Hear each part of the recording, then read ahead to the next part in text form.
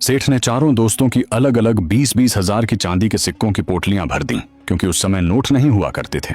लेन then चांदी के सिक्कों से ही होता था। और सेठ ने चारों को उनकी उनकी पोटलियां उनके हाथों में थमा दी। फिर अपने हिसाब किताब की मोटी किताब निकालकर चारों के नाम के सामने 20-20 हजार रुपए लिख दिए। इसके बाद धनराज सेठ ने कहा, अब तुम चारों इस किताब में अपना अपना नाम, पता और किस गांव से हो, साथ ही अपने पिता का नाम लिखो। और साथ ही यह भी लिखो कि जो 20,000 रुपए तुम ले रहे हो वह राशि तुम अगले जन्म में दोगे, इस जन्म में नहीं। और नीचे अपने हस्ताक्षर कर दो। धनराज सेठ के कहे अनुसार चारों निकम्मों ने उस मोटी डायरी में अपना नाम, पता और अपने माता पिता के नाम के साथ साथ जैसे जैसे धनराज सेठ ने कहा था वैसे वैसे सब कुछ लिख दिया। उसके बाद पैसे लेकर चारों ने धनराज सेठ से कहा, तो ठीक है सेठ जी, अब हम चलते हैं। सेठ जी ने कहा, ठीक है। इतना कहकर चारों दोस्त चांदी की पोटलियां लेकर अपने गांव की ओर रवाना हो गए। गांव दूर होने के कारण चलते चलते रास्ते में ही शाम हो चुकी थी और चारों ओर अंधेरा भी फैल गया, इसलिए चारों अपने गांव तक पहुंच नहीं पाए। तभी गांव के किनारे उन्हें एक घर दिखाई दिया। वह तेली लोगों का घर था जो तेल निकालने का काम करते थे। उस घर के बाहर पहुंचकर चारों ने आवाज लगाई,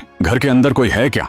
उनकी आवाज सुनकर अंदर से एक आदमी बाहर आया और बोला, क्या काम है? चारों ने कहा, हम पास के गांव के रहने वाले हैं, लेकिन बहुत अंधेरा हो गया है, इसलिए हम रात आपके यहाँ रुकना चाहते हैं। उस आदमी ने कहा, रुक तो सकते हो, लेकिन हमारे पास रहने के लिए अलग कमरा नहीं है।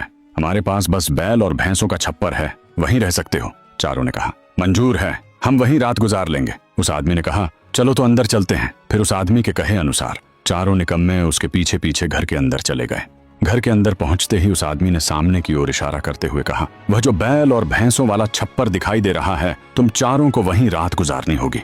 तुम चारों वहां चलो, मैं तुम्हारे लिए खाने पीने का बंदोबस्त करता हूँ। तब चारों ने कहा, नहीं नहीं, खाने पीने का इंतजाम मत करना, हम चारों के पास घर से लाया हुआ खाना है, वही खाकर सो जाएंगे। उस आदमी ने कहा, ठीक है, फिर मैं चलता हूँ। उसके बाद चारों निकम्मे बैल और भैंसों वाले छप्पर की ओर चल पड़े। छप्पर के नीचे जाकर चारों ने अपने अपने खाने की पोटलियां खोल लीं और भोजन करना शुरू किया। भोजन करने के बाद इतनी दूर से पैदल चलकर आने के कारण चारों को बहुत थकान महसूस होने लगी और चारों ने अपने अपने रुपयों वाली चांदी के सिक्कों की थैलियां अपने सिर के नीचे रखकर सो गए। लेकिन पास में 20-20 हजार रुपए की चांदी के सिक्कों की थैलियां होने के कारण चारों को नींद नहीं आ रही थी। उन चारों को डर था कि कहीं उनके पैसे चोरी ना हो जाए। और फिर क्या हुआ, कहानी का अगला भाग जानने के लिए चैनल को सब्सक्राइब करें और कमेंट में नेक्स्ट पार्ट जरूर लिखें।